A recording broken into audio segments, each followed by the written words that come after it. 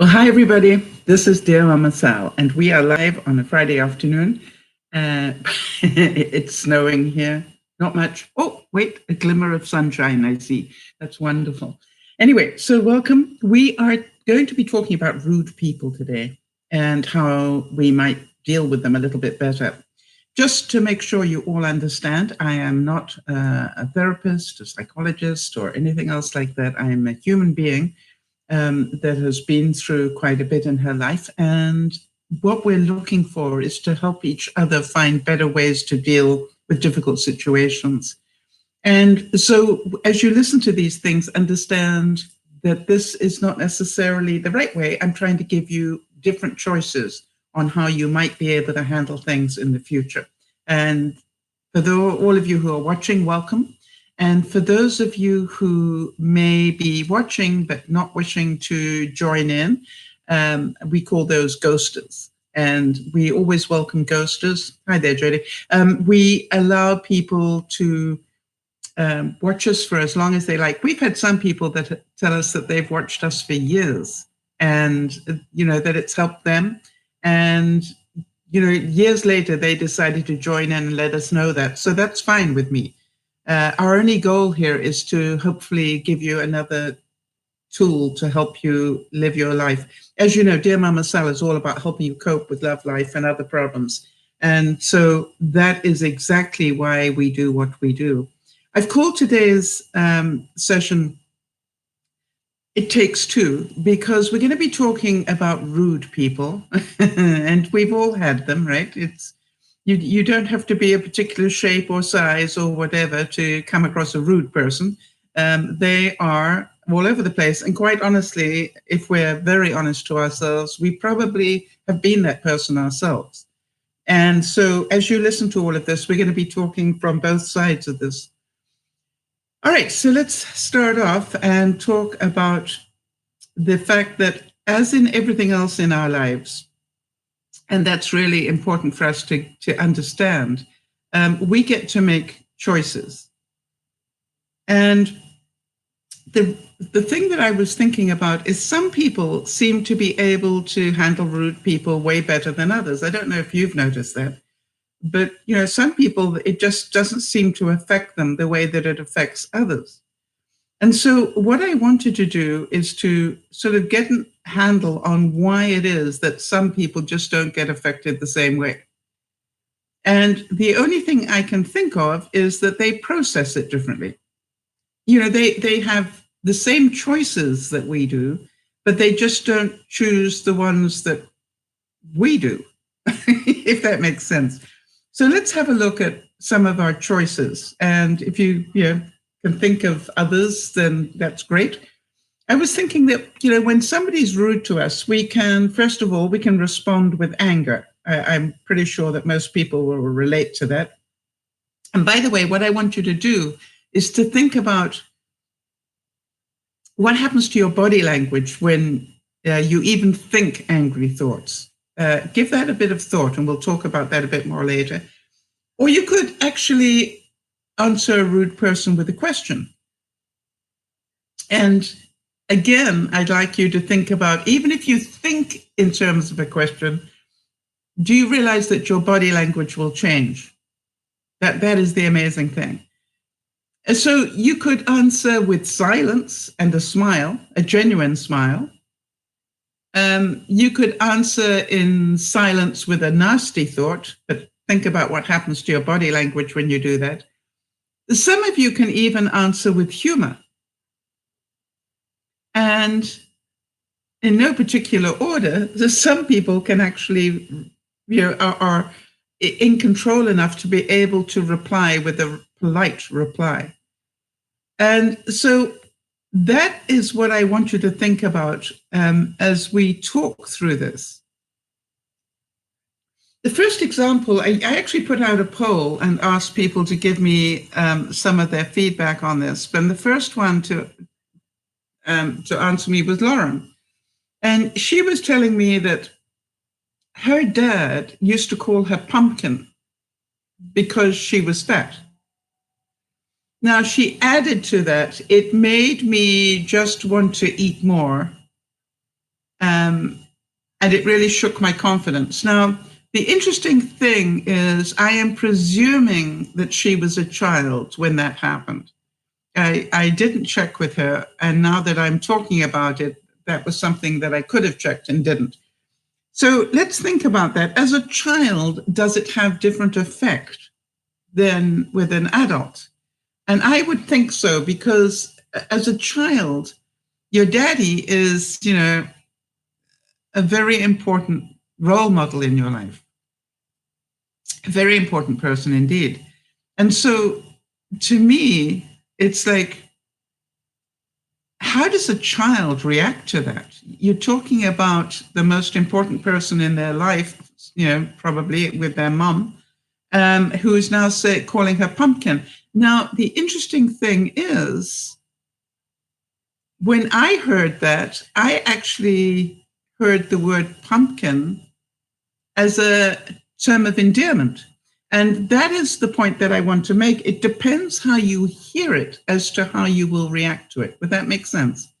If you hear it as, oh, he's relating me to a round pumpkin, therefore he thinks I'm fat, that is, then you'll go down one path. But if you go, I had somebody that always called me petal for some reason, like in a flower. And, I always took that as a term of endearment. I didn't, so to me, it's like people call people names, not necessarily out of rudeness, but Lauren's pretty smart. So I have to think that she heard it in a way that it was intended. Now, but pumpkin to me, how many of you have heard other people, hi Charlotte, how many of you have heard other people call people pumpkin? And to me, the question is it necessarily a derogatory term? I don't think so. But let us presume that that is how Lauren heard it. And if she did, the chances are that she would feel some level of anger inside. Now, as a child, she wouldn't necessarily respond to that, depending on her age.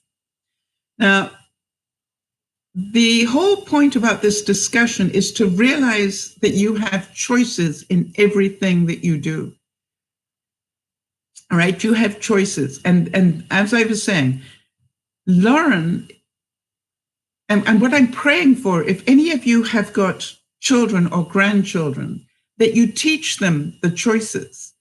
Teach them that they, can respond in anger, but teach them, you can teach them what that will do. If you push somebody in anger, they're going to push back again.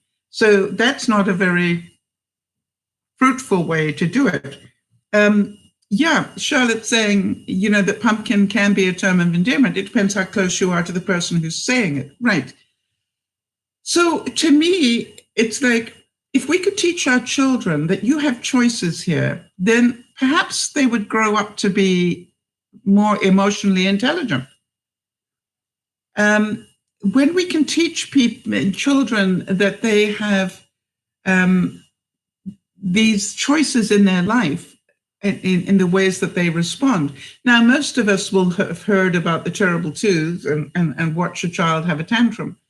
One of the things we teach children at that age is to, put words to their anger. That is one of the things that we try very hard to do. And so, all right, so Charlotte's saying this choice is a boundary choice. I think all choices are, things that we can consider.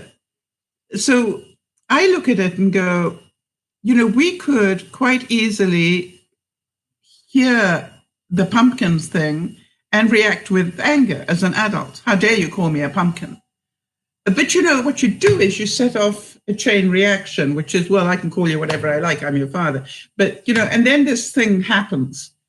And I don't think it gets us very far, is the point that I'm trying to make.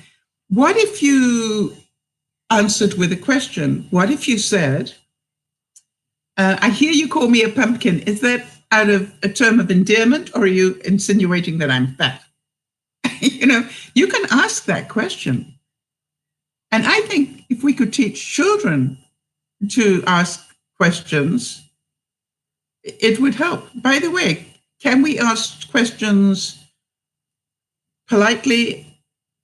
And have you also heard people ask questions that are not so polite? So, my attitude is we're looking to try and defuse the situation rather than inflame it. So the next thing that we have the right to do, all right, is to, if you like, come up with silence. How many have done that when they've heard somebody say something rude to them, that they actually have just smiled? Have any of you done that? And it's amazing the effect that has. I've talked a number of times about how I deal with haters on my channel. When people make hateful remarks to me on my channel, I work really hard. I actually see them as a test, if you like, of my emotional intelligence. And so I actually read it and I can feel the hurt because I'm human. But then I go, how I choose to reply is my stuff, right? I don't have to be rude back. And so, I quite often just say, hey, thank you for your input, because I realize it took them time to write that. And there's part of me that feels sorry for somebody that gets their jollies out of being that rude. But, that's their right. I believe in free speech. So if you believe in free speech, you've got to make sure that you believe in it both ways, not just in one way. All right, so Charlotte's saying, that's my issue, but sometimes resistance is a choice from either party. And it's happened to me that I've received the silent treatment. Yes, but you see, the interesting thing is, Charlotte, that if you choose not to respond, it takes two people. That's why I called it takes two. It takes two people to have an argument, not one. It takes two. You both have to be party to it. All right? Yes, and that would be why I said, Charlotte, that you can actually respond with a question. Charlotte saying, and also the choice of finding out what's happening so you can fix it. If you remember, I don't know if you came in after I said that, Charlotte, but that is one of the options, to come in with a question. By the way, if you react with a smile, but are thinking nasty thoughts, what happens to your body language? Yeah, Charlotte saying that she got the silent treatment again when she asked a question. That's the other person's right. Our need to get to the bottom of everything is our problem. If I've got to the stage where I just remember what Terry Cole Whitaker said time and time again, I hear it go through my head. What you think of me is none of my business, right? Really, you're entitled to think that I'm a wicked witch if that's what makes you happy. And quite honestly, I've said that to a couple of people. Yes, and Charlotte's saying that when she didn't get any feedback, then she said, that's when I had no choice but to rid myself of the situation. You actually did still have choices.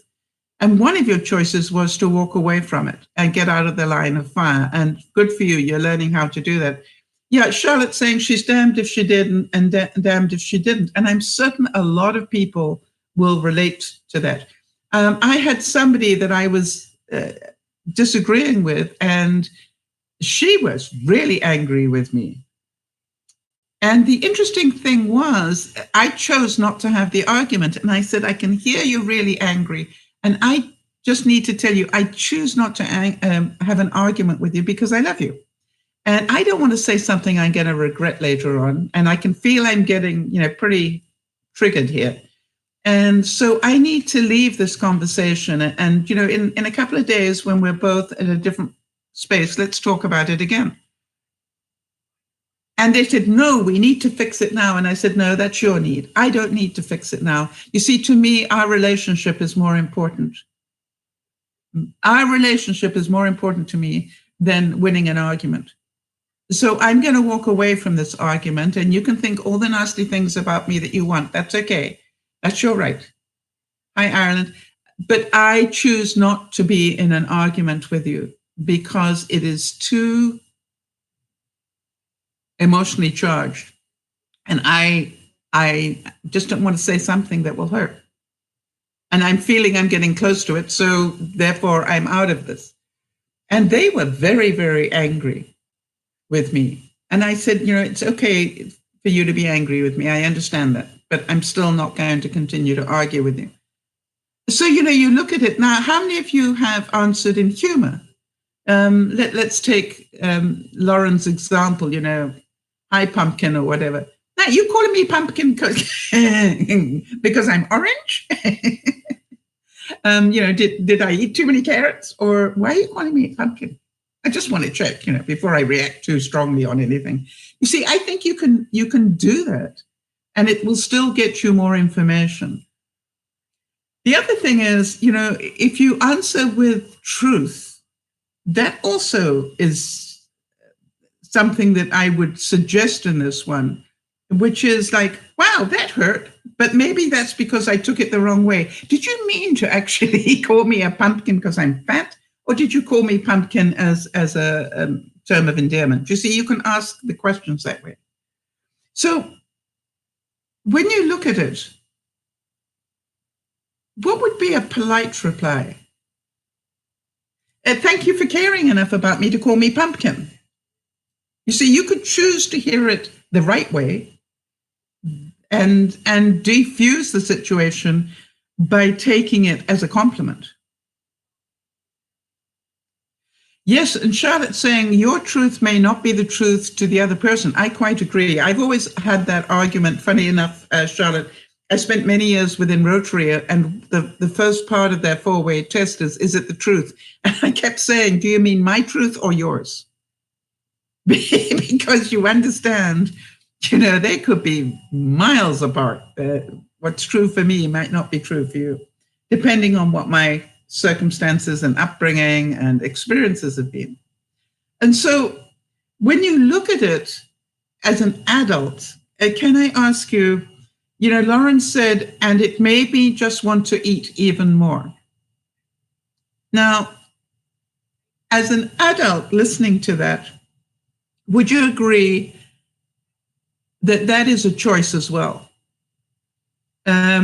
The person insulting you didn't make you eat more. You couldn't handle that processing, so you went to the fridge to pacify yourself. Oh, listen to this one.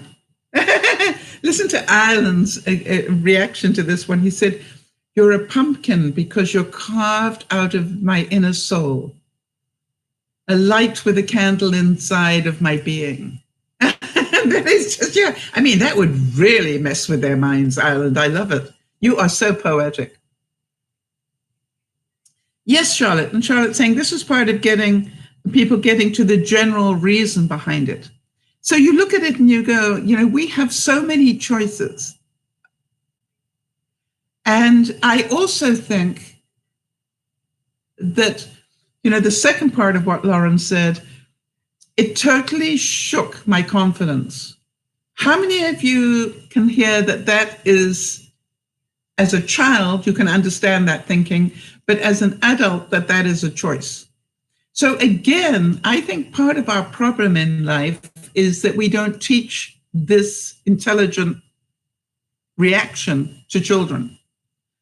No, honey, that didn't shake your confidence. You didn't believe in yourself enough to be able to know that wasn't true.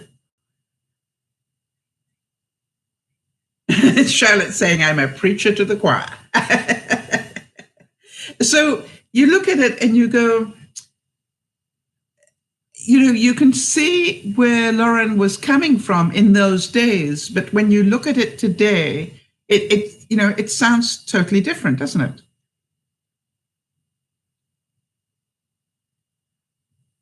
So if you have children or grandchildren, please, please, please make sure you teach them the responses. even if their mum and dad are not doing so, and or an uncle, can you please make sure that you help them see that they've got choices?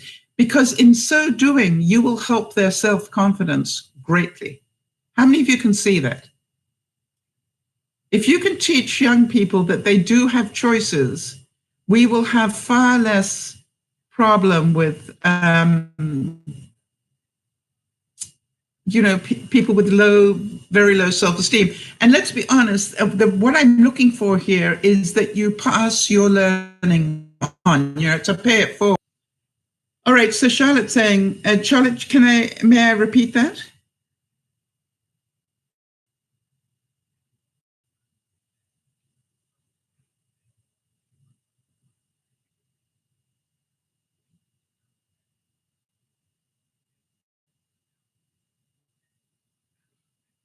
I just want to make sure that that's okay. And then we're going to go on to an example that Jody gave me. Yeah, Charlotte's saying, I have a dad say things now as an adult that were confidence, depleters, not the word she used, when I was a kid. But can you see now that the problem that you had as a child is you didn't have the words? Nobody taught you the polite way to ask that question, to seek first to understand. What if we could teach children to ask the right questions? Wouldn't that be wonderful for them and their self-esteem? And so part of me goes, if we could teach our children emotional intelligent things to do, we would have a much, much more confident incoming group of young people. Now, Jody gave us an example. She was in a situation where she had gone, I believe it was to a doctor, and Jody, just correct me where I get this wrong. She'd gone to a doctor and her husband Lionel was helping her do certain things. Hi, Nyasha, good afternoon to you. Her husband was helping her do certain things, in the waiting room or whatever. And this nurse said, I gather in not a nice way, what are you going to do when something happens to your husband? Inferring that she was allowing her husband to do too much. That is the inference I got. Did I get that right, Jody? That was how you heard it? And so how many of you can feel anger about being asked a question like that? Now, there's, again, Jody, I've always said this, that one of the interesting things is that we always want to have a look and turn the mirror and ask ourselves, is there any truth in this one? Yes, good point, Charlotte. It also has to do with the tone behind the question. But Charlotte, in terms of the learning that you've done, is it not true that sometimes the tone is there when the intent was not to have that tone? Yeah, Jody's saying exactly. He was wheeling the wheelchair into the X-ray department. All right, so Charlotte's saying a hostile tone breeds hostile thoughts. Yes, so you have my permission to think whatever you like. And again, this is just me as a human being, right? What you say is your responsibility, right? What you think is between you and yourself. And so what I want, but the nurse wasn't necessarily being very rude, Jody. All right? That was your perception. Your processing of the words and the tone made it very rude. Now, I'm not saying that you weren't right, but can you see, it could have been, and think about this, Jody, it could have been a totally different question. What are you going to do if something happens to your husband? In other words, have you thought about how you're going to cope with this at that time? Can any of you see that her tone was horrid? Okay, so we understand, as Charlotte was saying, a hostile tone breeds a hostile thought. And what was your answer, Jody? Did you answer with anger, a question, silence and a smile, silence and a nasty thought, with humor, or a polite reply? Which one did you answer with? Because now you've got a push against you.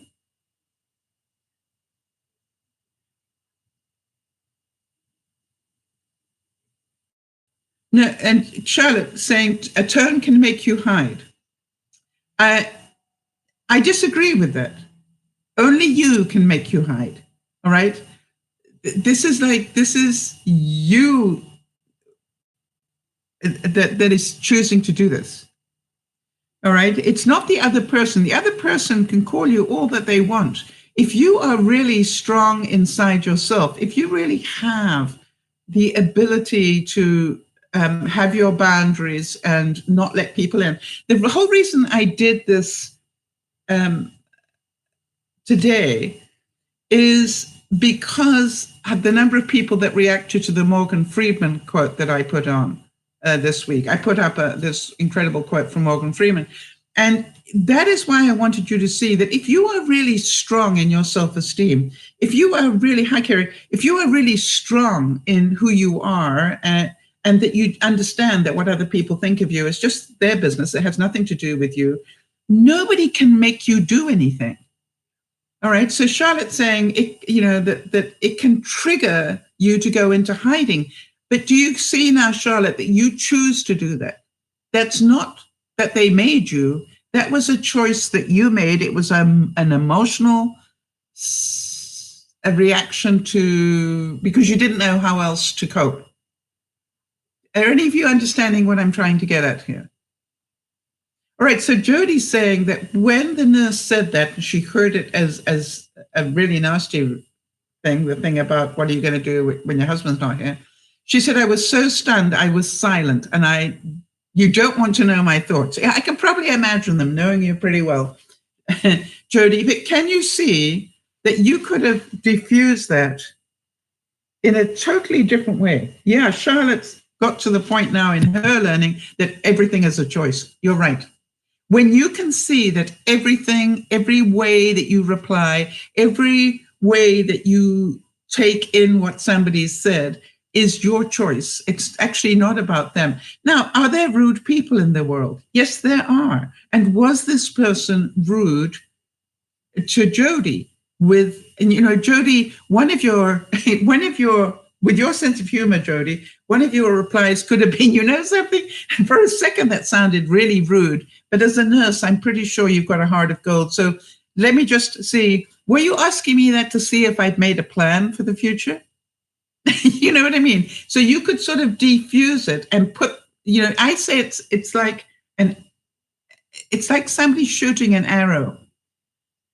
The trick is to let the arrow go, you can feel it. I know it's sore, but the thing is to turn the arrow around and send it back. If you like, it's like they threw a ball, you caught it. Does that make sense? You caught the nasty thought. Now you get to decide how to hand it back to them. And that is my suggestion. If you hand it back to them, it quite often totally changes the way that the conversation goes. For example, for a second there, I thought you were being really rude, and I'm pretty sure you didn't mean it that way. You didn't, did you? And, you hand it back. Nothing to do with me anymore. I didn't ignore it. I said, ouch, I heard you, and that hurt a little bit. So I just want to check, did you really mean that to be hurtful? And then they're stuck with that I wish I could have thought of that.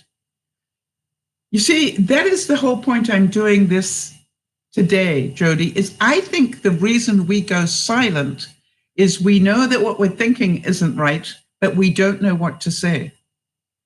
Absolutely. Charlotte is also saying it can take practice, and in the moment, it can be very scary. You bet. Niash is saying insults do sting. I assure you that some of the haters I have had on my on channel, or even on Benji and Judy's channel, some of the things people have said have been really horrible. Hi, Erin. But what I know is it's their problem. They're horrible thinkers, right? It's not that what they're saying is true. If I believed it to be true, that would have a whole different reaction. So if you are confident in who you are, if you know you're basically a good person, not perfect, all right, but that you're basically a good person, and that was a totally unfair remark, it is okay to say to them, I found that a little bit hurtful. I don't mind telling you that, but I'm hoping that you didn't mean it to hurt as much as it probably did. Would I be right in that?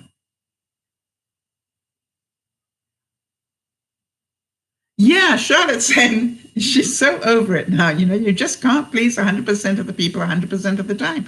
I can't convince those people, Charlotte, who think I'm having an affair with Benji. He's really, they think he's that stupid. I can't convince them otherwise. They're people whose minds believe that sort of stuff. All right. And it's just like, or the people that tell me, oh yeah, or the people that tell me that I don't like Judy. All right. That's in their minds. All right. So you look at it and you go, I understand that has nothing to do with me. It has, I keep saying to Judy every time I see her, not every time, that's not true. But, quite often I'm going, now we know the world thinks I hate you, Jude. So could I have a hug, please? And she will crack up laughing and give me such a big hug. And so to me, this is about, it is okay to be who you are, and who you are is a good person. Remember what I was saying about this last week, all right? Is that if you can see that you really are a good person, if you know that to be true, then what other people say, bounces off a lot more easily. That is my experience. So Jody, the next time you hear a comment like that, all right, think of it as an arrow, go, ouch, I didn't like that. And then say to yourself, now then, how can I hand that one back? And you go, something, you just said something a little while ago about the fact that, how was I going to deal with it when Lionel's around? And, the truth is, I'm looking after him really well to make sure he's around a long time. But thank you for asking me such a caring question. You see, you could choose to turn it into a caring question, Jody, and that would diffuse them. Does that make sense? Nyasha saying, MamaSal, you're better than I am because I would have said something to defend me. Nyasha, look at me. And I want you to know, Nyasha, that I would have reacted to what was said to Jody. I would have come out with words. In my day, I would have come out with words that would have been equally hurtful. I would have just pushed back.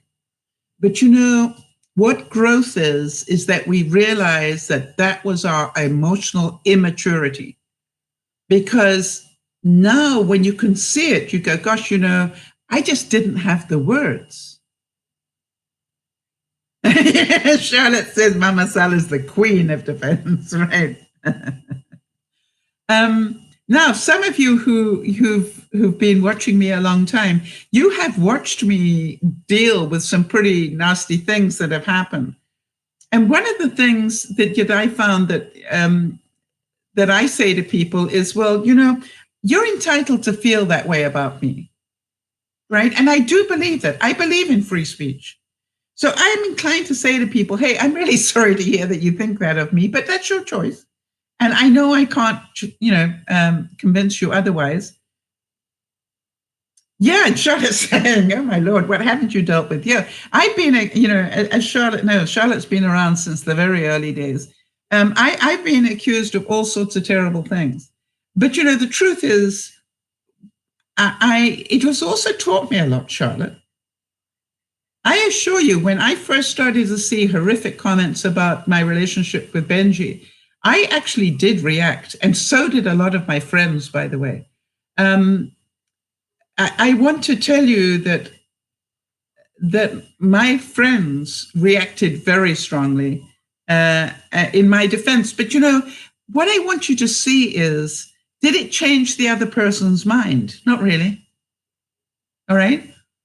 So but there isn't any point in fighting with them, because if they are, with all due respect, stupid enough to believe that, that a 30-something-year-old is going to have an affair with a 72-year-old, what am I now? I'll be 72 this year, right? So, it's like, really, if you're stupid enough to believe that,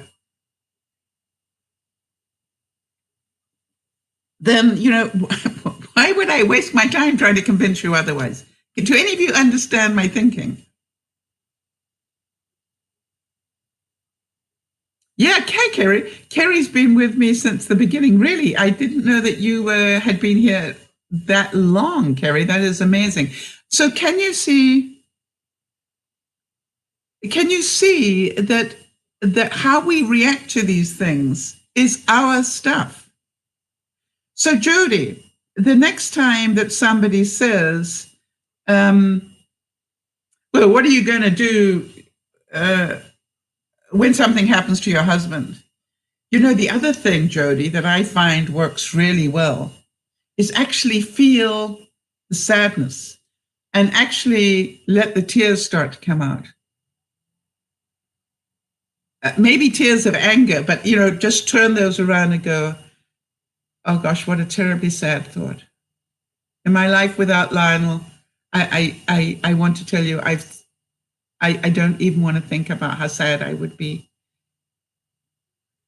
because he is the greatest man I could ever have found. And, just do whatever it takes and let the tears come down, because I assure you, when I did that, when I did that to that specialist, when he said something that was so upsetting to me, and I just allowed the tears, they actually were tears of frustration. I let the tears flow. And I want to tell you, he went, what's wrong? What happened?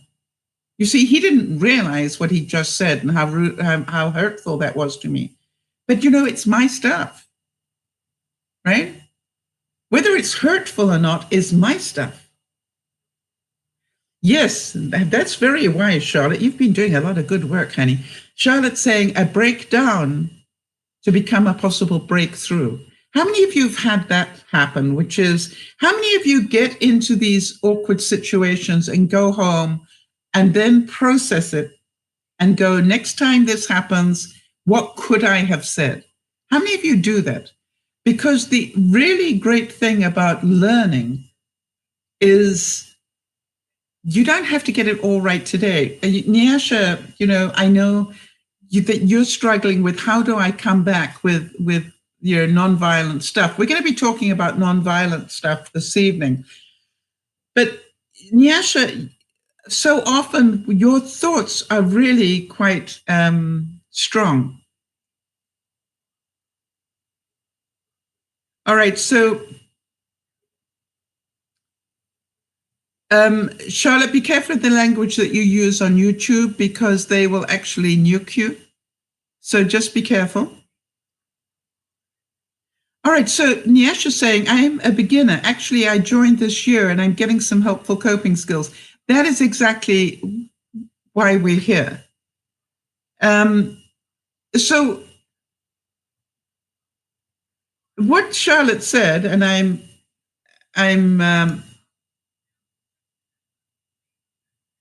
just making sure that she understands why it didn't show up.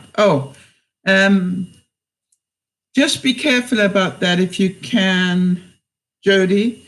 I would prefer that if YouTube hides it or stops it, I would rather that we don't put it up without checking with me.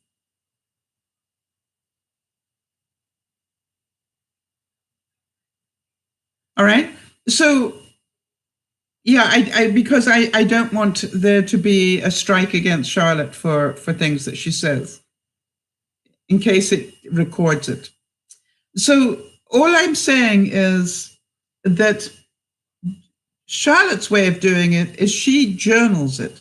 She sort of goes, okay, what was I thinking? And why did I think this? And we're going to do a session on that, because Charlotte actually did a great job of sending me how she processed a particular situation. And it was really quite technical in terms of the psychology, but what I thought was if I could break it down into easier steps, it would make quite a nice story for you all. So I thank you, Charlotte, for first of all sending it to me and then giving me permission to do a session on how you did that. Because I do believe that if we took it slowly and piece by piece and explained each piece, because there was a lot of psychological jargon in there that a lot of people wouldn't understand. So I really thank you. And Nyasha, I wanted to, I actually asked Charlotte whether she would consider helping you a little bit. Would you like somebody to help talk you through some of these things? Because I asked Charlotte whether she'd be willing to work with you and help you, think your way through some of these things and learn how to journal them. And she said she'd be more than willing to help you. So if you would like it, I think I've got your email. Did you sign up on DearMamaSal?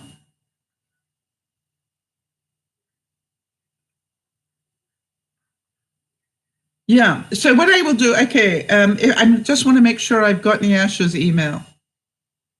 But, I know, I can get to her through Messenger. Anyway, so what I will do is I will send you Charlotte's email. And if you would like her to help you, not at the moment. Okay, you haven't signed up at the moment. Okay. But if you would like Charlotte to help you, then write to her. All right.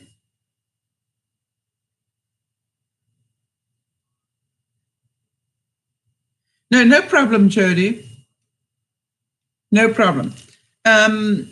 It had the choice to show the comment or to hide it. And I think you automatically hit. And, I take part of that responsibility because I didn't click the hide.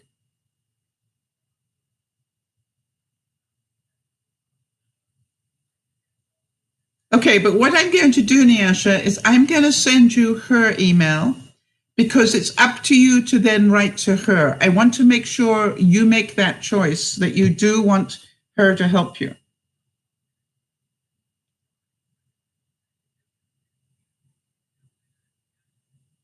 Aaron allowed it. Okay, super. Sorry.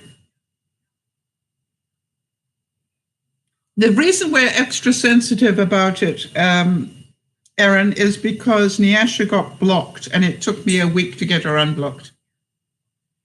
Charlotte, I just want to give you a big hug on this one because the fact that you are willing to help her, to me, is just such a kind thing. And Nyasha, the reason that I wanted Charlotte to work with you is Charlotte knows exactly what you're thinking because she's been there. She's been in a situation where, the same as yours to some degree. So, Jody, can you just make a note for me that I need to send Nyasha that Charlotte's email? And big round of applause for Charlotte for being willing to help. And Aaron, you are totally forgiven. But what I just wanted everybody to know that's a moderator is please be careful about nuking people or doing stuff like that, because as I said, one of the moderators did something to Nyasha and it took me a week to be able to get her to be able to make comments again, because it's not like Tiny Chat or Vaughn where we used to be, where I can just literally look at it and change it. It took me a week of going into the back end of YouTube and being able to reverse that out again. So mind you, I found out you can do it. It's just a little bit difficult. And like everything else in life, everything's easy once you know how to do it, or easier. Yeah, Charlotte's saying she's been in situations beyond this, filled with anxiety and frustration. Charlotte, that is exactly why I thought you'd be the perfect person for Nyasha to talk these things through with, and to write to each other, so that, Nyasha, I'd like you to have somebody that you can write to that will totally be there for you in terms of understanding where you are coming from, but on the other hand, can give you the tools to take the next step. Now, understanding, of course, Charlotte, that Nyasha is in a situation where she is dependent on her parents, which I think to a certain extent you were as well. Am I correct in that? When I first met you.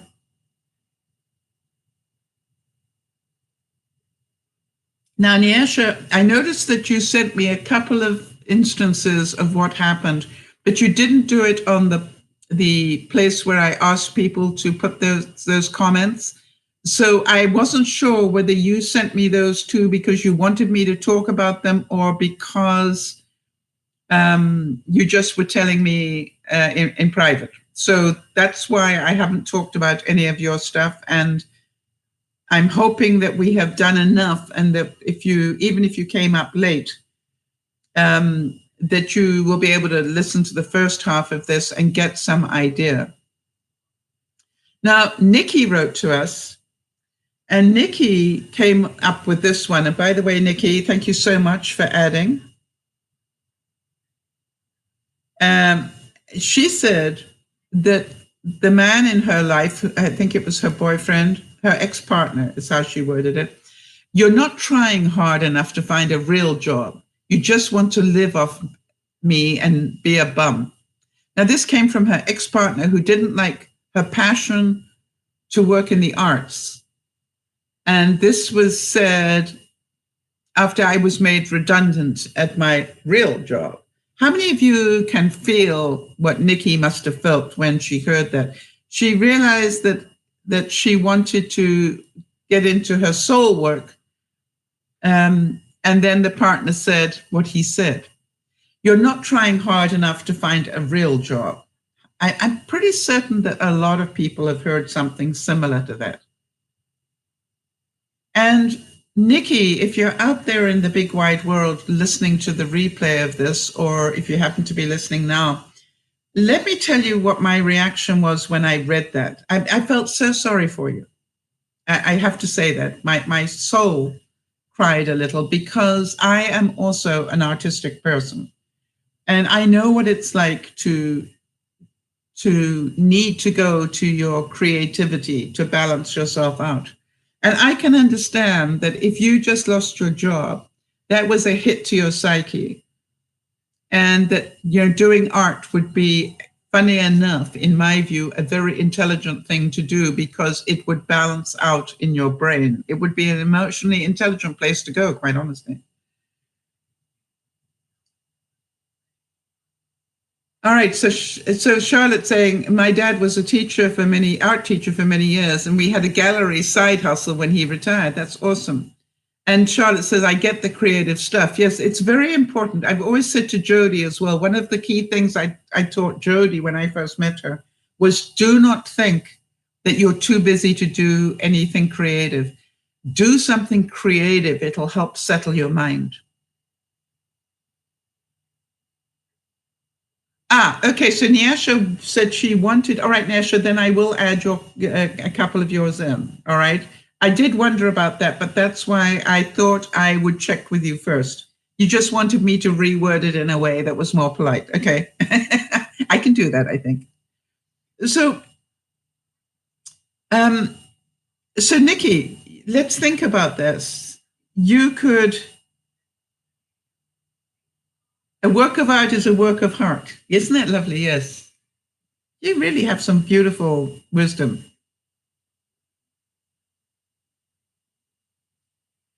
So when I look at Nikki's thing, when her partner said to her, you go and get a real, you're not trying hard enough to get a real job. The answer might be, what would that look like to you? What is it that you would need to see from me to make you believe that I'm looking for a real job? And by the way, do you think that's what the Beatles' parents said to them when they were busy studying, working at the Cavern in Liverpool, that, why don't you go out and get a real job? I'm pretty sure they probably did. What about you guys?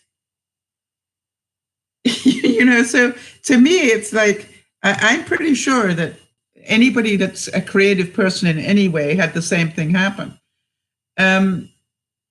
I quote very often that I'm pretty sure that, Bill Gates's mom and dad probably weren't too happy when he quit Harvard to go and work in the garage and do incredible stuff with Microsoft. So you look at these things and you go, most people say these things. So let's have a look at this partner saying, let's try and analyze this, all right? For a second. So what would make a person say, you're not trying hard enough to find a real job, you just want to live off me and be a bum? How many of you can relate to where the partner was?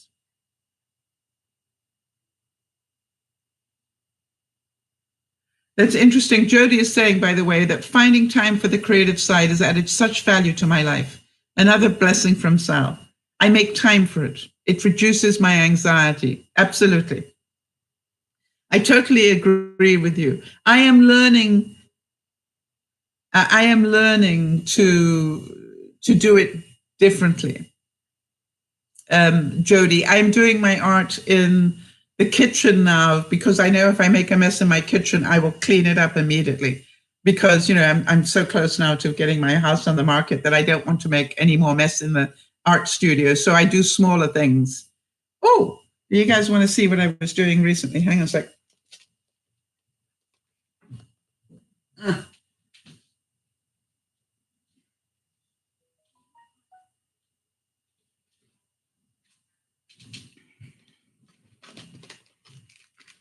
Okay, so I just did a new set of beer mats and I just think they're gorgeous. And maybe like this. So they'll be going into the shop at the end of the month. So yes, and you know something, Jody, I'm practicing what I teach. I literally every day try and do something creative. I'll take one more step, like I will, paint the back of them, or my next step is to sign them. So you understand, I just do one step every day. That's so that I can have that little creative moment. Very pretty, like a sunset. Yes, it is, isn't it? It's like a piece of,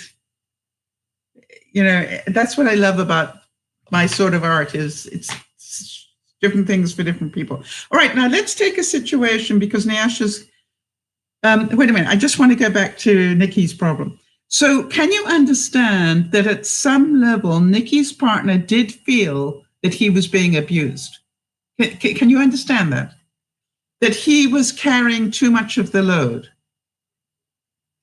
Do you guys all have the ability to be able to see that?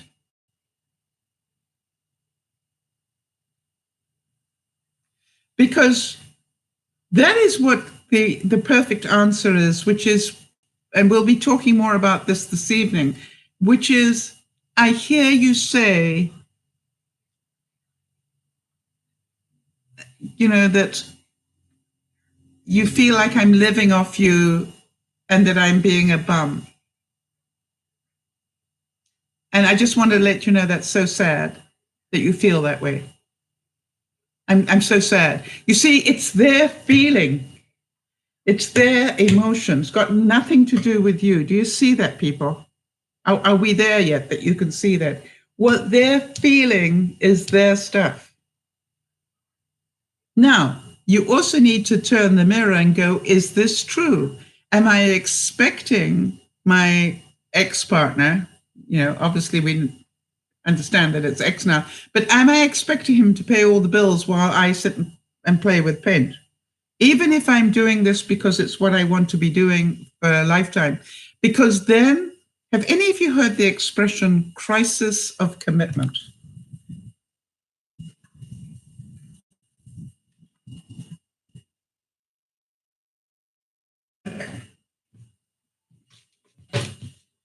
Let me try and show you what this one is all about. So, Nikki, this is what happened to you.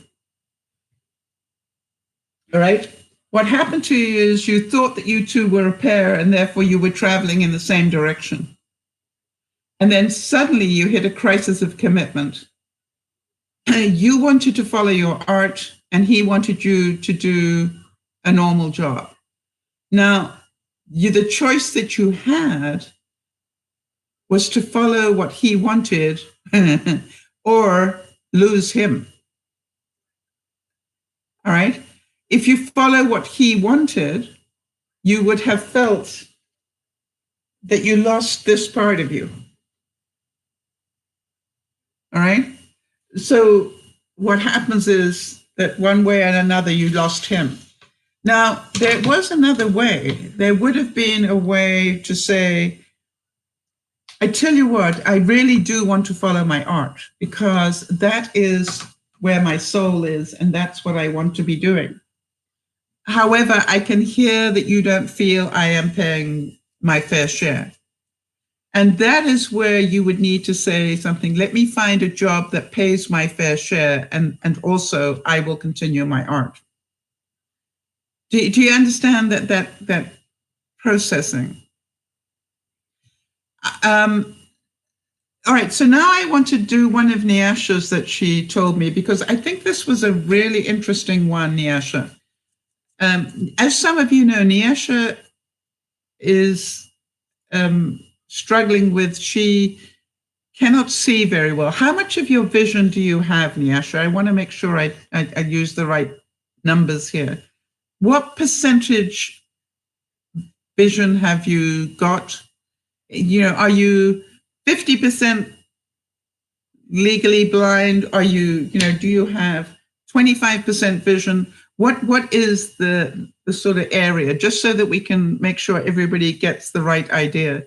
Because, and also remember that she does not live in North America, and she does not have the support systems that we have in Canada or the States.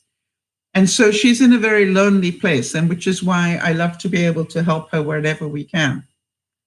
So until I get the exact figure, understand that Nyasha is visually challenged to some degree. And the person that she worked with said to her, let me help you across the road. And Nyasha saw that as a red flag. How dare she? Now, can you all see that Nyasha felt that she was belittling her because she was more than capable of crossing the road on her own?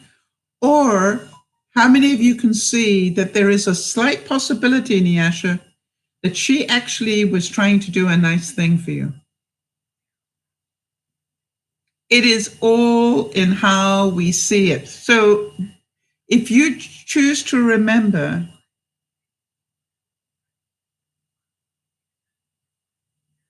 so you're very nearsighted, all right? That's okay. So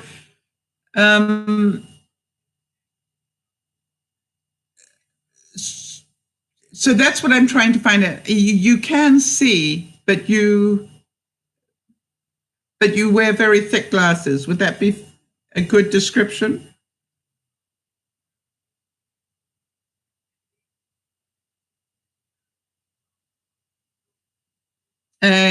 So you don't happen to know what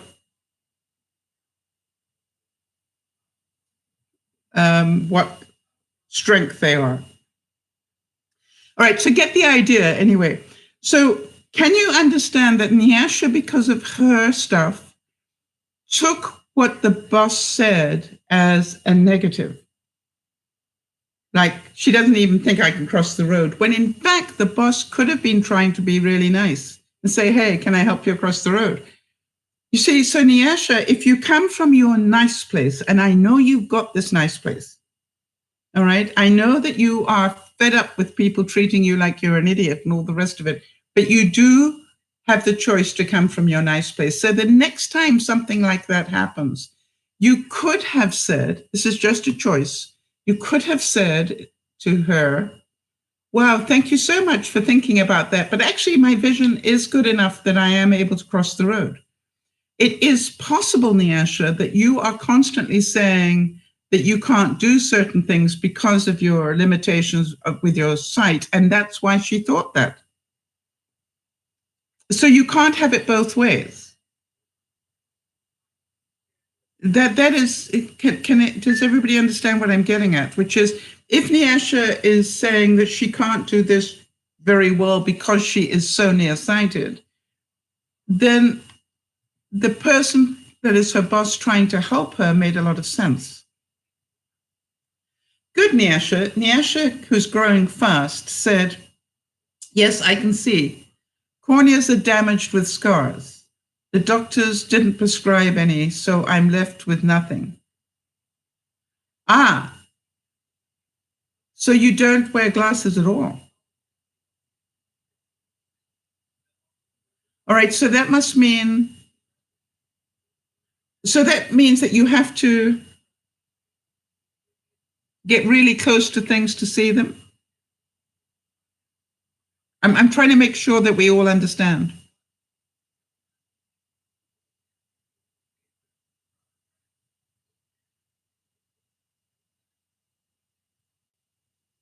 Okay. So is that when you're reading, or is that when you, for example, if you are walking, can you only see the stuff that is very close to you? If so, crossing the road could be a dangerous thing for you, right?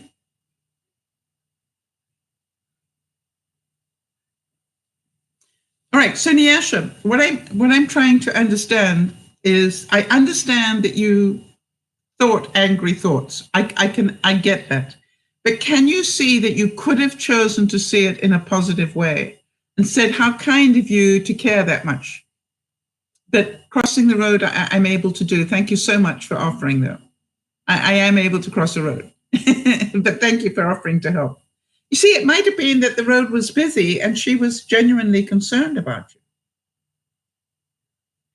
But Nyasha, with your stuff, you automatically saw it that she was belittling you.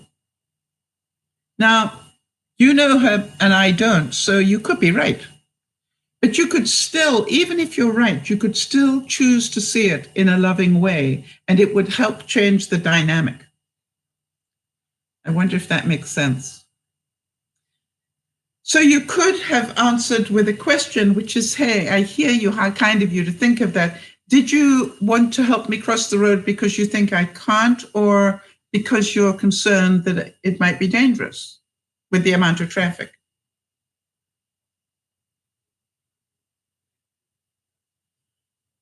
All right.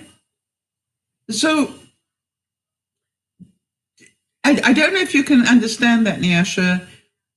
You know, like Jody getting hurt by the comment from the nurse, all right? If she stays in the I am hurt place, she will answer with negativity, or else she will hold that negativity in. Jody, can you see that now?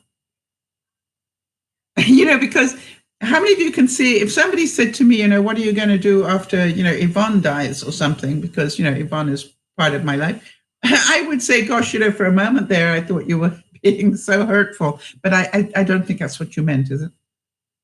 You know, and I just hand it straight back. In other words, let them lie. You know, and I would probably just add, because I don't even want to think about that. You know, he is my he is my life, and you know, she is such a good friend to me. You know, so Jody, this is about you didn't know what to say, which is why I'm saying we need to teach the next generation what to say. We need to teach everybody we need, when we meet, what to say. And we do that by setting the role model. How many of you, now I'm not perfect at this stuff, you all know that, but how many of you have learned new techniques just by watching me do certain things? You know, while we've been doing the chit chat on the channel. You see, I believe that we can be the role model for other people. And this is the question I would ask you to say to yourself, Nyasha, you know, when you are dealing with your parents, I know that they they can be pretty harsh with you, which is why I'd like you to talk about some of that stuff with Charlotte.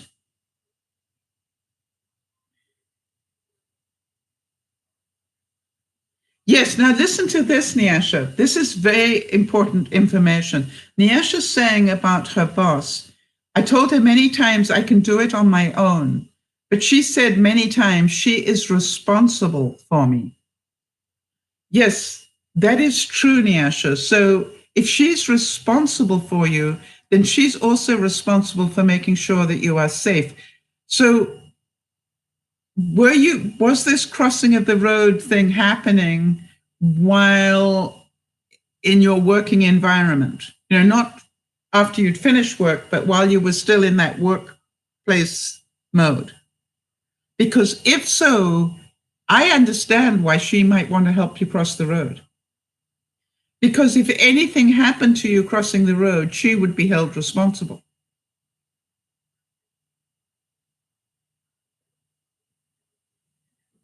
All right, can you see that now, Nyasha? But I would say to you, each time you hear these things that hurt you, would you start off by saying, ouch, that hurt? Say it inside, don't say it out loud. And say to yourself, now, if I came from a place of love, how would I answer this? Jody, hi, Jamie. Jody, the same thing, all right? Let me stop for a moment and come from a place of love. If I come from a place of love, what would my answer be?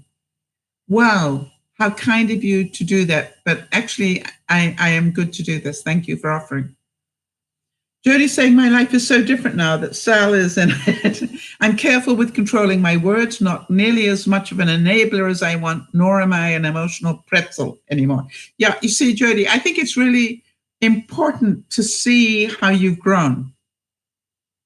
And that is why doing these things with real life examples, I think works so well. How many of you can understand why Nyasha got upset? Right? How many of you can see that because she knows she has these limitations in her life, that somebody saying something that makes it sound like she is worse than she actually is can hurt her more? Jody, the fact that the nurse said that what are you going to do when Lionel's not around? I can understand why that hurt you, because you probably think about that a great deal. Okay, so Nyasha's asking, what do you mean by saying coming from a place of love? What do I say when I think that? Well, that is what you need to learn, and that's what Charlotte hopefully will help you with a bit as well. You see, when you come from a place of love, you will think, wait a minute, did she say that to hurt me, or was she actually trying to help me? And so then I would take the better of those two and go, gosh, I really heard you trying to help me. How kind of you to offer that. But quite honestly, I'm good to cross the road. But thank you for trying to help me.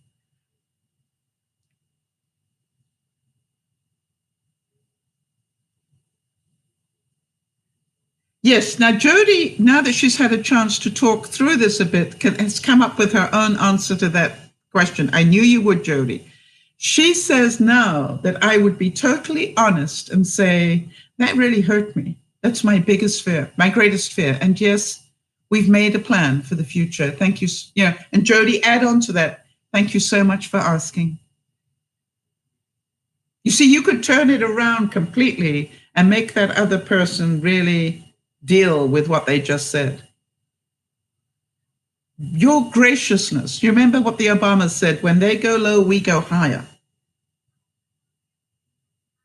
And so to me, this is coming from a place of love. I believe that being totally honest is a very good place to start. That really hurt me. That is my greatest fear. I think that's perfectly okay to say. And yes, we have talked about it and we have made a plan, but thank you so much for caring enough. You see, that's coming from a place of love. Even if they didn't mean it in a caring way, you have put it all back onto them to process that. by your coming from a place of love. So, Nyasha, when your supervisor tries to help you, probably she doesn't understand, exactly where you're at. At the one point you say you can't do things because your eyesight challenges, and then when she tries to help you, you say that you get upset. So you again think about that. When she tries to do something, think about, was she trying to be nice, and presume that she was. You presume, Nyasha, that she is being hurtful. Okay, Nyasha's saying today she apologized by saying she actually thought I wasn't capable of doing anything. Mama Sal, all of this started when she told me that she thought I was stupid as a child. And that's why I'm refusing stuff. Wow, so you have taught her compassion, Nyasha. And the fact that what did you say when she apologized? Because this is another huge learning step for emotionally intelligent people. What did you say when she was big enough to apologize?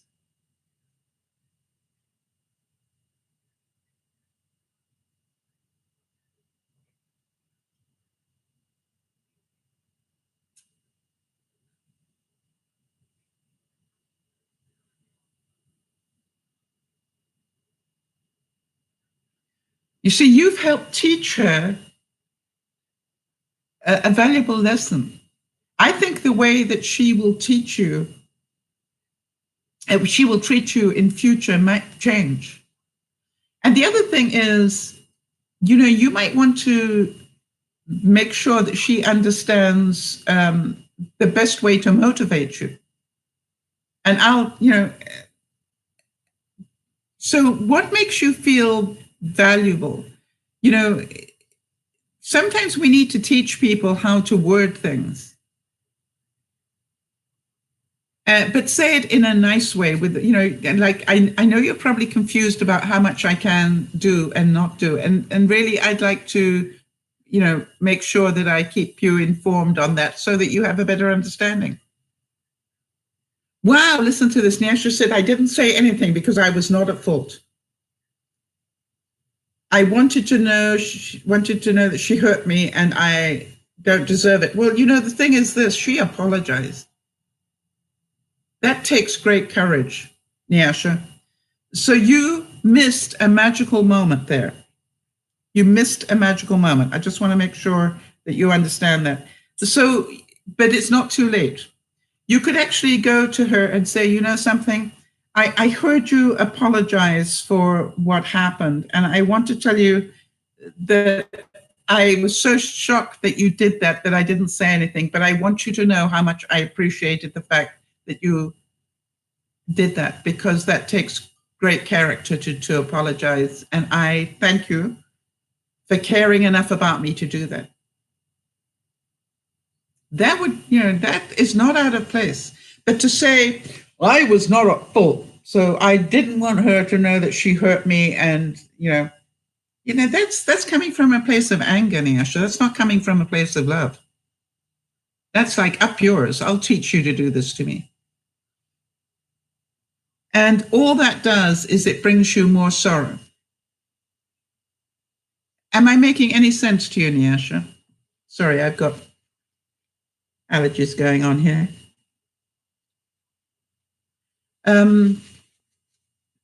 Jody, can you hear what Nyasha is talking about from your perspective, all right? That when you come from a place of anger, it stays with you, whereas you can actually put it out to the world and give it back to the world. So Nyasha could have said, that really hurts me when I think that you don't think I'm capable of crossing a road. But on the other hand, it touches my heart because I believe you're asking me because you care about me as a human being. And I wanted to thank you for that. But I'm great. Thank you. Nyasha, I've had people try to help me across the road because of my age. And what I normally do, and I had a young man do that to me, Nyasha. And I looked at him and I said, have I reached that age? How magical is that? I said, I don't need you to, but I'd love you to walk me across the road. What fun that would be. Let's do that together. And, in other words, I let him have the joy of helping me across the road.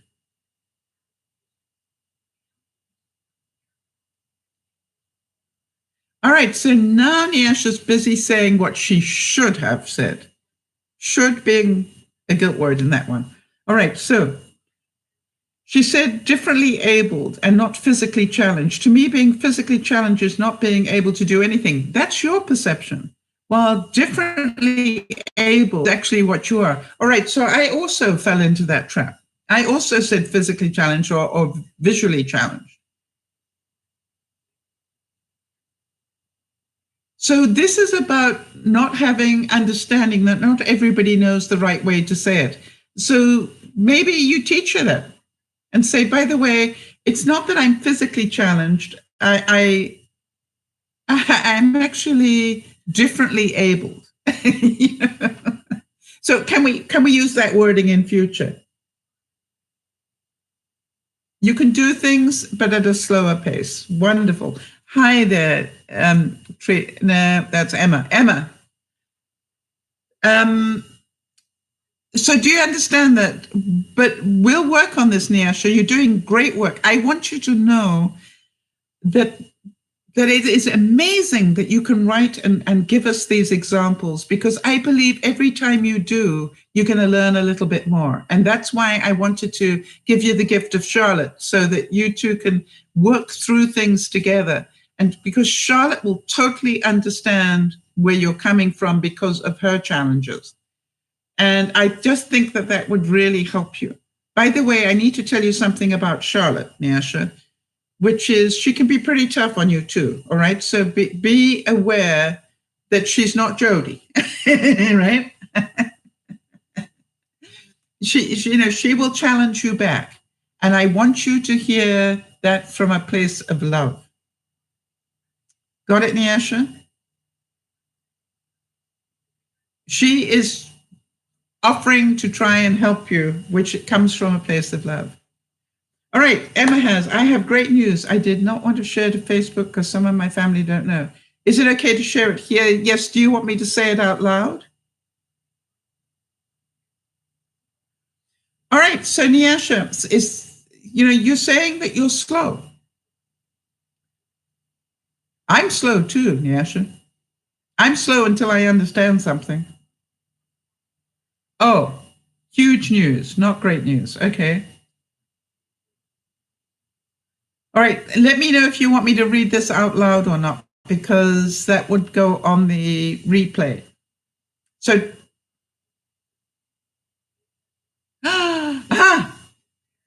okay, let me know if you want me to talk about that, because this goes out on the replay.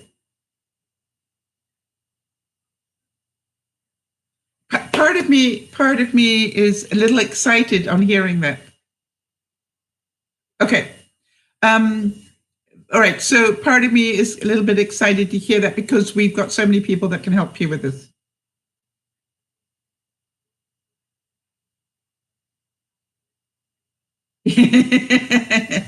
Yeah, absolutely. You can turn this around. Emma, you can turn this around.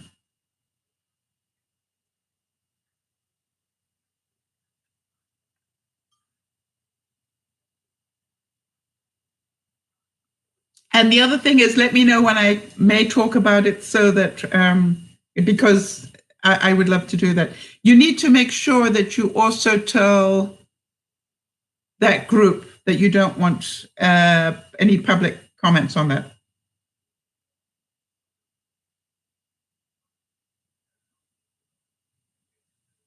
Good. All right, so I'm not going to talk about it, because if I talk about it, okay, I'm so dying to say some things to you.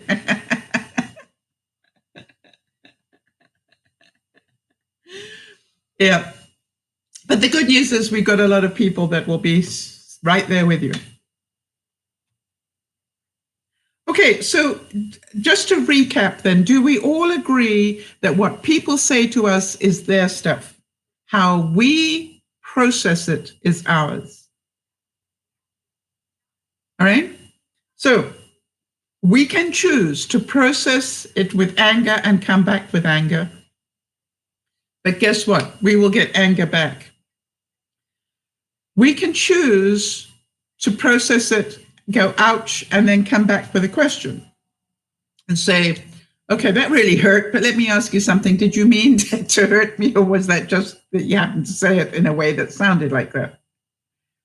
We can process it with hearing it, being angry, and choose not to reply. We can do that with a smile, but even if we smile, do you agree that if you're thinking nasty thoughts, your body language shows it? Yeah. You know, the smile won't be genuine. So you can be silent with a nasty thought and not even try to smile, just like, that sends a message. You can hear something nasty, hear it, think, ouch, that hurt, and then go, let me be the bigger person. Let me come back with some humor. And let me choose not to keep it. I've got this ball, but I don't want it, and send it back with a bit of humor. Hey, that sounded pretty harsh. Did you really mean to hurt me? And just throw it back. Remember this, throw it back. You don't want it. You don't want it in your mind. And the other is to have a polite reply. I think, Jody, the words you came up with, which is to tell your truth, by saying, wow, I cannot tell you how many times we've thought about that and how it breaks my heart to even think about it. But yeah, thank you for caring, because, we've talked about it a great deal and we do have a plan. Thank you so much for caring to ask that. It just leaves the other person defenseless, Jody. It's brilliant. So has this in some way made you see that it takes two people to work at this? There's the ugly comment coming from somebody else, but this can stay right here if you don't take it on. But if you take it on and then blame them and think nasty thoughts about them, you are not doing yourself. You're not being kind to yourself. That's not who you really are.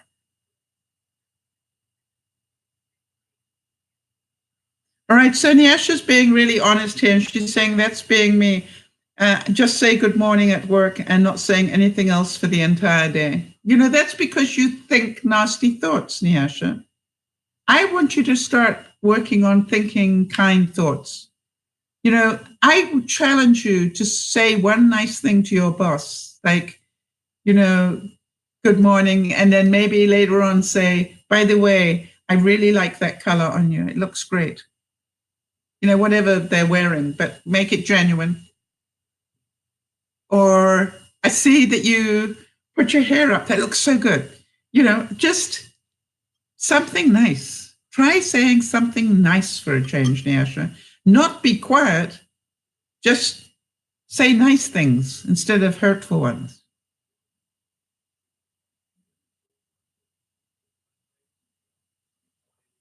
Yeah. Emma's saying it's amazing what the face gives away when you're trying so hard not to let it. That is what most interrogators look for. They're not interested in what you're saying. They're interested in what your facial reaction is to what you're saying. All right? That's what they're interested in. Do the two correlate? So that's why I think when you come from a place of love, Nyasha, meaning that you think nice thoughts, not negative ones. You've spent an awful lot of time being angry at the world, and I don't blame you to some degree, but that's not going to make your life happy. What's going to make your life happy is to be happy and have nice thoughts about people, not always negative ones. That's what makes you happy. I'm going to read some more quotes from Morgan Freeman, because I think it is really important for us to understand some more about how he thinks. He said, I have to remind myself that some birds aren't meant to be caged. Their feathers are just too bright. And when they fly away, part of you that knows it was a win to lock them up does rejoice. How many of you have had that in life where you have been with a partner, but you just knew they wanted to fly? All right. And, I've always had major problems in my life about relationships. And then I had to change my mind because it really didn't work for me at all. And my relationships have changed. You see, I don't hold on to people anymore. I don't expect them to like me anymore. I don't demand that they like me anymore. I know the ones that like me for who I am will be there for me, and the ones that don't will go. And you see, I don't have to hate them for that. But you see, Nyasha, you're saying, but what if she remains thinking the way she does about me? You're presuming you know how she's thinking about you. I'm saying, imagine that the way she's thinking about you is nice, that she actually genuinely wants to, she knows she's responsible for you and that she cares enough to be responsible for you.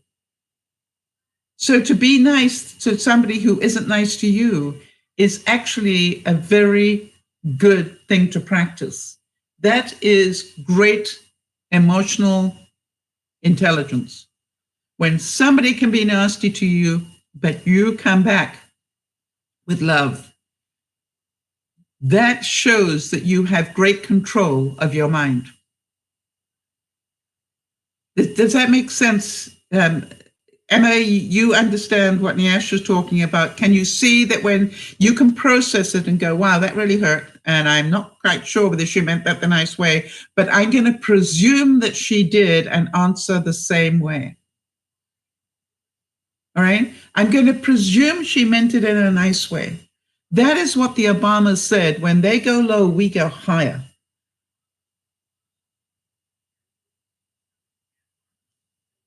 So going back to the Morgan Freeman quote, do you understand that I now know that some people in my life are going to fly away? Some people, just come into my life for a reason that I might not understand for another 5 years.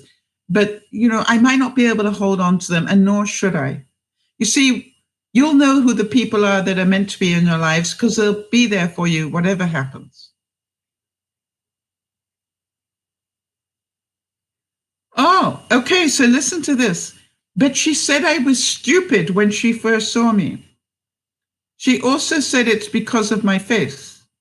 Right, two pretty hurtful things. Nyasha, you could choose to do this with some humor.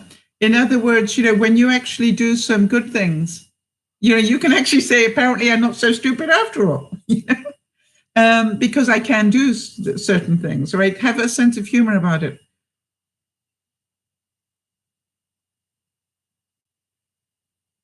Now, I assure you that some people think I'm stupid because of my face or my hair.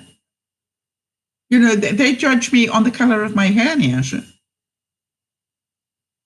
Just because I've got gray hair, they think I'm stupid. So I deal with it every day.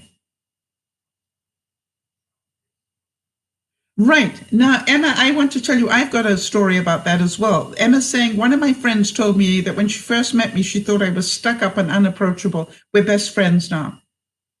Initial judgment doesn't mean a friendship failure. Everybody judges. Yes.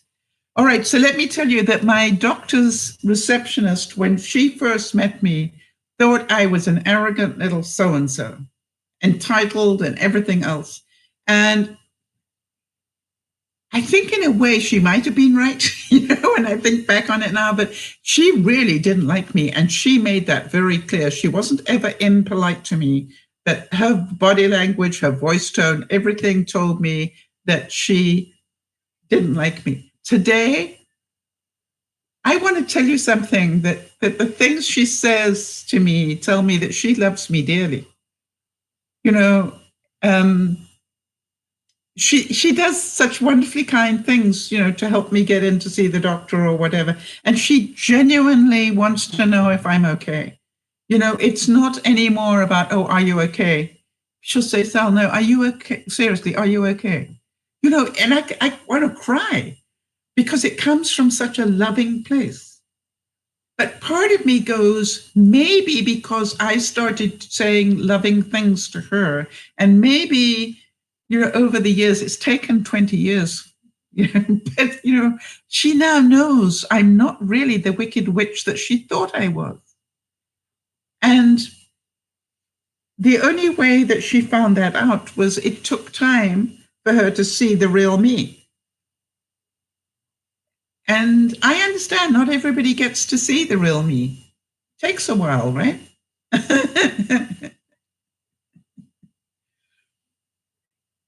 All right, so this is a wonderful quote for everybody. Morgan Freeman said, challenge yourself. It is the only path which leads to growth. I look at what Emma's doing. I look at what Jodie's doing. I look at what I'm doing. All right. We are all challenging ourselves in our lives to do different things. And that's how we grow. I want to tell you, Nyasha, you could quite happily not bother to listen to any of our broadcasts and not challenge yourself to grow. I am so proud of you that you want to. That tells me so much about who you are as a person. I know that it will take a while for you to get some of these concepts. And by the way, not because you're stupid, because it took me a lifetime. And I don't think I'm stupid, all right? But it took me a lifetime. I want to tell you that Charlotte will tell you the same thing. You just need to keep practicing and it starts to happen. Jodie will tell you the same thing. Morgan said, don't be different for difference sake. If you see it differently, function that way. Follow your own muse always. But what I would say is be who you are, but think kindly. I don't want everybody to like who I am anymore, but I do want to learn how to think more kindly of the ones that don't like me. How many of you can see what I'm saying? Yes. And Emma's saying, I think that's amazing. If we take the time to get over the judgment, we get to know the person. Yeah, and the funny thing is, it takes time. Now listen to Nyasha again. Take a breath, Nyasha. Yes, but, right? The famous yes, but. Yes, but that should not be told to a person out loud. I agree with you. Why would I offend someone that isn't me? I would not go around telling somebody their faults. I'm not perfect, nor is anybody else. All right, so listen, Nyasha, we all agree with you.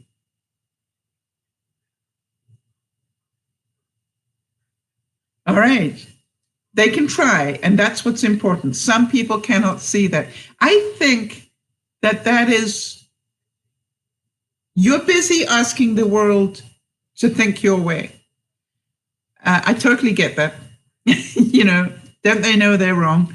I used to be like that as well. Now I don't mind. I will outlast them, Nyasha, with kindness. All right. Nyasha, you know how many people have said horrible things to me here at Dear Mama Sal. But if they needed help tomorrow, they know I'd still help them. Because that's who I am, Nyasha.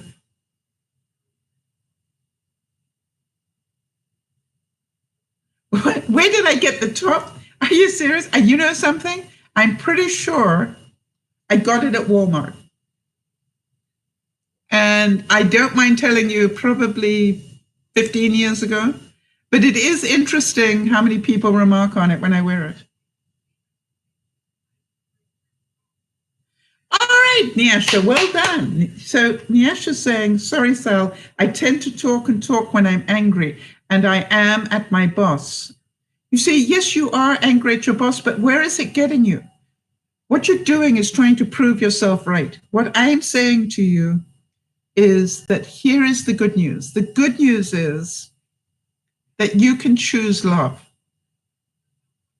I am going to do everything in my power to help you think from a place of love rather than a place of anger, because you will be a happier person when you can do that, Nyasha. And I assure you that I can hear it in my doctor's receptionist voice when she hears it's my voice, because you know it's a pretty clear voice when she knows who it is when I start talking. So the question I wanted to ask you as well, what do you do to yourself, people? What about you when you make a mistake? When you make a mistake, do you come from a place of anger? How could you be so stupid? Or do you come with a question which was, well, that was interesting, wasn't it? Or do you just sort of not say anything to yourself? Or do you do it with some humor? Usually, what I want you to do is to turn this around and see how you treat yourself. Do you treat yourself with love or with anger? Morgan Freeman said about being an actor that I don't have to work. I could stop and never have to worry about paying the rent. I'm working for the joy of doing it.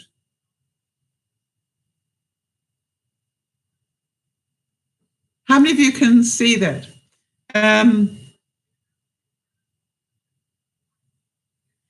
Very often he said, you can stop walking because you say, well, I'm tired of climbing this hill.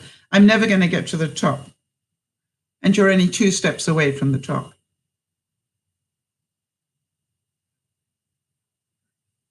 Yes, Jody talks about the fibro fog. You know something, Jody? It was really interesting yesterday. I could feel something weird happen within my body, and I just went, I know what Jody would tell me, which is don't ignore it. And then sure enough, within about half an hour, that ocular migraine happened. And then I went, again, what do you need to do to look after yourself? And I immediately took some ibuprofen, and then I said, you need to sleep. The best thing you can do is to go to sleep and let your body heal. And, it was amazing to actually allow myself that space. So Jody, you have been an incredible mentor to me in terms of honoring what is going on in my mind and in my body. And I thank you for that, because I no longer just push. I just go, wait a minute, that's my body trying to tell me to slow down for a second. And we know that the day before, Jody, you probably thought that already. The day before, I had been very active for me. And I just went, okay, this is payback. And that's okay. And sometimes life just forces you to stop. And I'm going to put up the video about how life did that to me yesterday.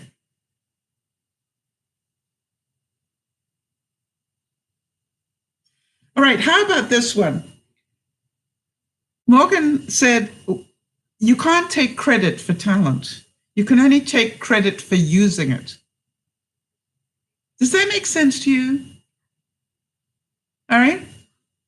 I quite often say to people, well, all I did was throw some paint at a beer mat.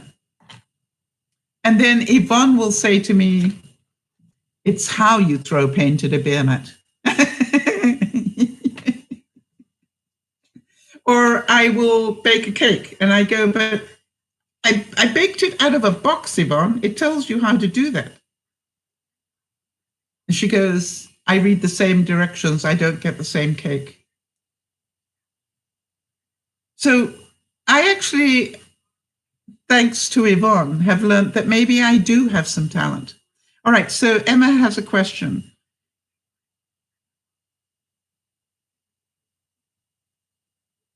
If you know that you could become a really good friend to somebody, but you're not sure how to approach that or get to know them better, how do you do that?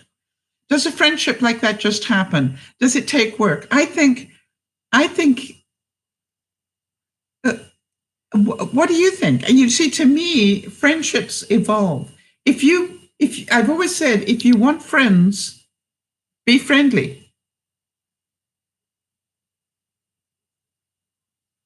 Green?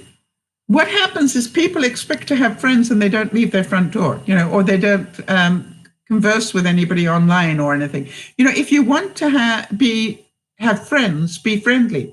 If you want to have friends, come from a good place. So Emma, I think just being who you are is good. You are a good communicator. You are pretty straightforward. I would say, in my view, Emma, when I look at my real close friends, and I have a few, they don't just see the good side of me, right? My really good friends see me totally. In other words, they literally will ask me, what I think of the haircut or the dress or whatever. And I'm going, are you sure you want to ask me that? Because they know if they ask me, I will give them my honest answer. And my honest answer, I try my best to be polite, but I say things like, that's a bit of a shock to me, that haircut. I got to be quite honest. I'm struggling with it a little bit, but I'm certain it'll grow on me. And, after a couple of weeks, I'll go, it's really grown on me now. I got it. It was a bit of a shock, but I got it now. See, I don't have to lie to them. But they still love me. And I think that is really important.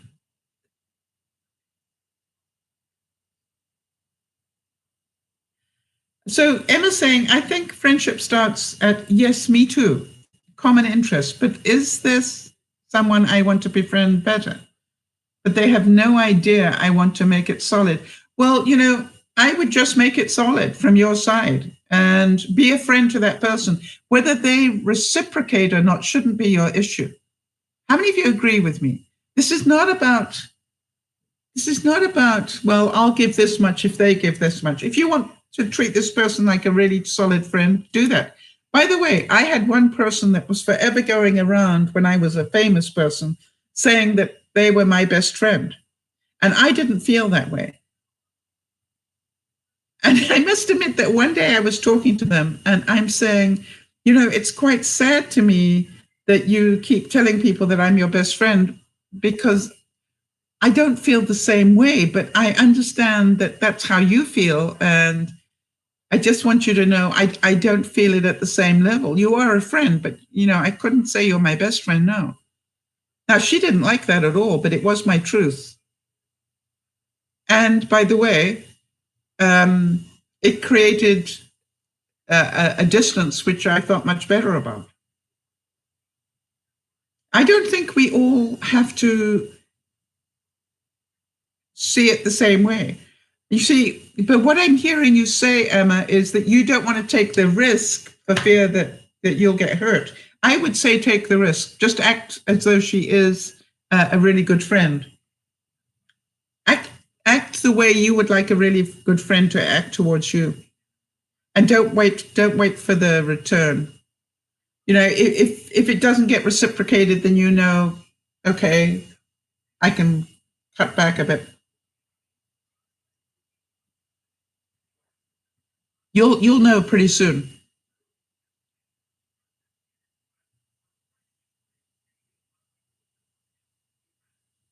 Now, this is very wise, I think.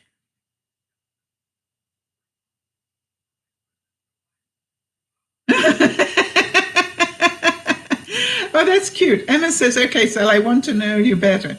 I want to be your friend. Hey, I'm honest. Don't shoot me down. I want to talk to you every day, not just mentoring me. Well, what stops you from doing that? I feel like we could have a really good friendship. Can I run away now? Em, the interesting thing is, I actually already think that. I would suggest you join the fitness group, because we talk, or every day in some way. But only join it if you want to keep track of your fitness, because that's what it's there for. But you've got me on Messenger, I think. So if you wanted to, you could talk to me. And I would ask you not to run away, because you give me great joy.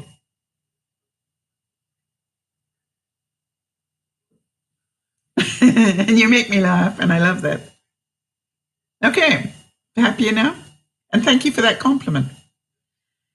Getting to know me better might not be a good thing, but maybe it is.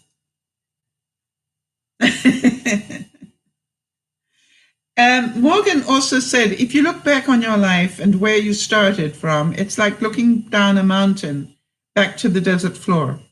It's like now I can't believe what I had, whatever it takes to, and perceived whatever it took to get here. How many of you are looking at that journey of your life and going, wow, I can't believe how far I've come? And Morgan said, how do we change the world? One random act of kindness at a time. He said that small goals hold so much more power than you think. If you want to change the world, do small gestures today. Real power lies in the present. I want to tell you, I so believe in that. I believe in that every day. That, it's how we look at every day. If we look at every day with love, it'll be a better day. Morgan also said, I always tell my kids, if you lay down, people will step over you. But if you keep scrambling, if you keep going, someone will always give you a hand, always. But you got to keep dancing. You've got to keep your feet moving. Yes, don't become the victim.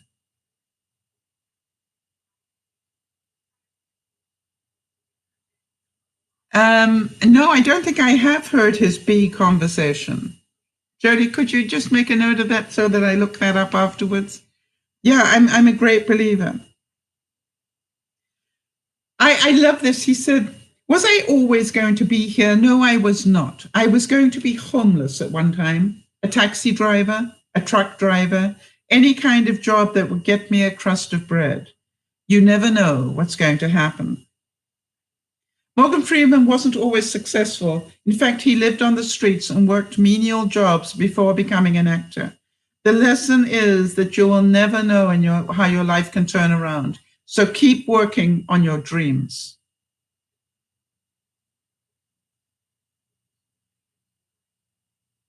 I believe he also said that, if he'd got his teeth worked on much earlier on, he might even have become a romantic lead man as opposed to the characters he plays. But, I believe that Morgan Freeman has made such an impact because of the parts he played. He played, he's done some incredible work as an actor, in my view.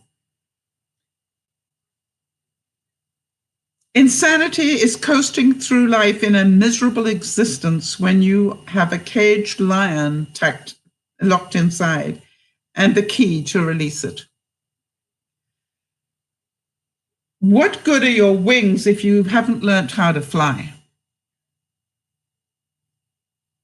Most people live their lives in quiet desperation.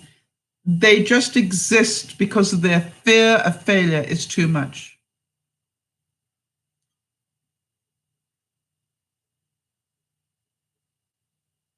All right, Emma, sleep well. And thank you so much for being here and my new friend.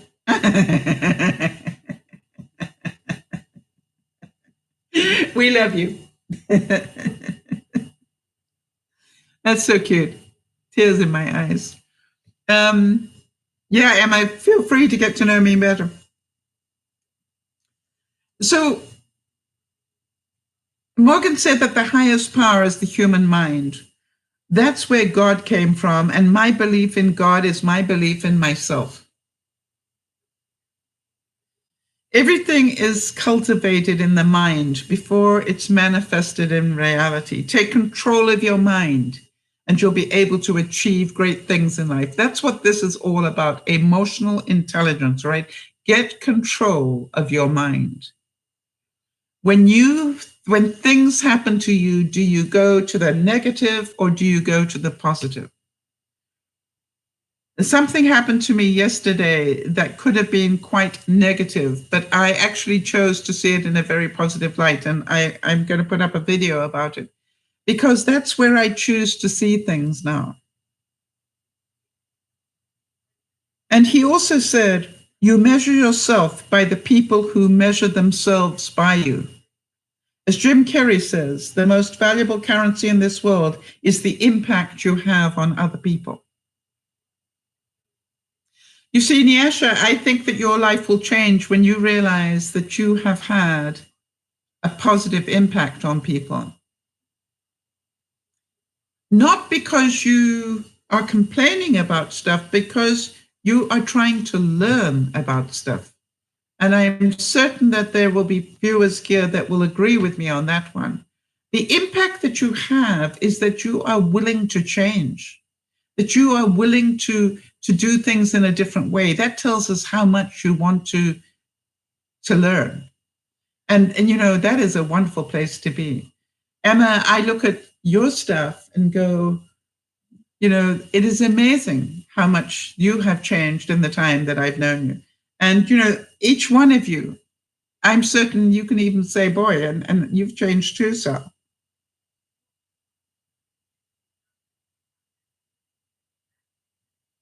And he said, I'm not intimidated by lead roles. I am better in them. I don't feel pressure. I feel released at times like that. That's what I'm born to do. When you push yourself to grow, what felt tough, becomes the new normal. Always keep pushing and raising your standards. Well done, Nyasha. You just keep pushing and keep learning, honey. You're going to find life changes for you. I once heard a wise man say there are no perfect men, only perfect intentions. Nobody is perfect. Even Michael Jordan, the #1 player in basketball, has lost over 300 games and missed over 9,000 shots in his career. But his intention was perfect, to become an extraordinary basketball player. You see, you know that failure is part of success. When you know that failure doesn't say that you're a failure. Failure says you tried. And if you try enough times, you will succeed. Yes, Jody's saying, Nyasha, I'm so impressed by your willingness to show up here every week and be vulnerable and want to change. You've made great progress. Yeah. And you will help. I don't know if you understand this, Nyasha, but just by doing that, you will help so many other people, because they'll be able to say, hey, I do that too, or boy, I used to do that. And you know, it just is amazing what you have done already. I'm very, very impressed. He said that we humans are more concerned with having things than with being. Owning things never brings happiness. Find joy in being. Look around and appreciate the little things, the morning sun, the wind blowing through your face, blowing on your face, the sound of birds chirping. Nyasha, that is your challenge, right? Is to wake up every day. And I would encourage you to wake up every day in a spirit of gratefulness, or go to bed every night in a spirit of gratefulness, and literally write down 10 things you're grateful for every day. Do you think you could do that?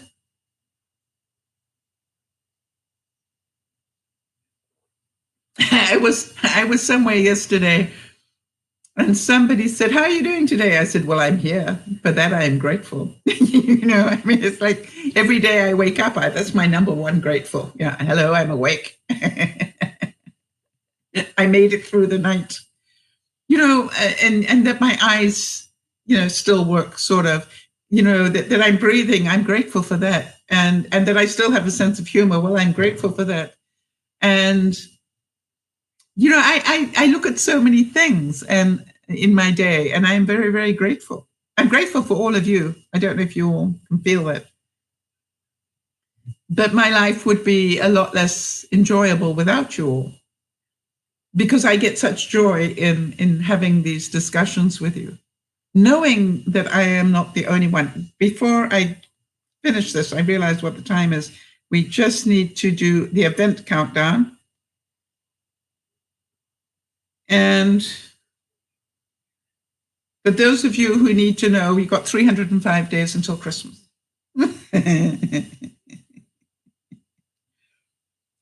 Jody, when's Lent? Yes, I agree, Jody. Blessings abound if we choose to see them. Absolutely. Yep. When do we hit Lent, Jody? It must be coming up. Because we got 1 month and 28 days. So probably Lent will be in 28 days. That would be my sense. Spring. Spring is just 26 days away. And we've got snow coming. Oh, we've got sunshine now. March 6th. Okay. Nyasha says, thanks, Jody. I am a committed person to anything.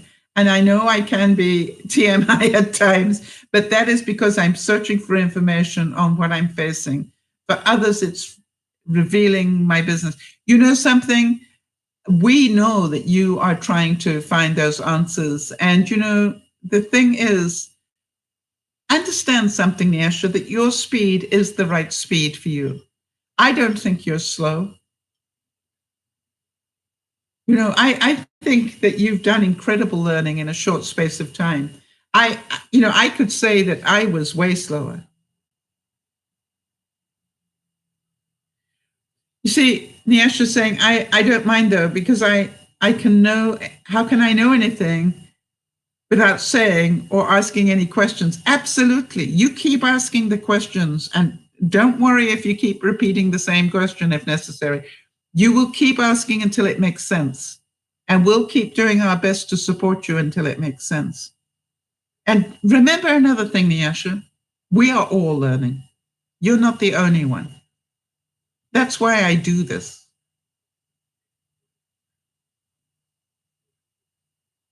All right? I don't do this because I know it all. I do this because these are things that I am learning and passing on, or things that I have learned and want to share. And I am hoping every day I pray that did what I say today help somebody? And if the answer is yes, then it was worth doing. You've heard me say that many times. So for those of you watching on the replay, you know, if this has helped you at all, you know, just let us know that. Yeah, Nyasha, it is our pleasure to be here, to work with you. And you keep being a better person every day. You keep practicing coming from a place of love, even if it doesn't work very well. All right? The trick is keep trying. And then you will end up doing. You won't have to try anymore. It'll become a much better place. You know, you spend a lot of your time in anger, Nyasha, and I would pray, if I had a magic wand, I would pray for you to learn not to have that, because anger is a choice. And boy, I've been there, so I know. I think Jody will tell you that she's been there and she knows. I know that Charlotte's been there and she knows. So this is not about you are on your own. This is about welcome to the club. This is why we do the work we do. So everybody, thank you so much for your time. This evening, I'm going to be talking a little bit about non-violent things, in the hope that that helps some of you as well. Yeah, Jody's saying that her anger eroded her soul for many years. Yes, I keep saying to myself, Jody, when I want to react, you know, I can feel the flames starting. I go, Sal, you're really a very kind, loving person. So how would that person react to this? Not the one that just got threatened. You know, what about the nice part of you? You see, how many of you can see that you got two parts of you? One is, in my case, the bitch from hell, and the other is, my little angel with the halo and wings. And I'm trying so hard. In fact, I'm not just trying. I believe now that I'm beginning to do a lot better, letting the halo and wings show rather than the bitch from hell.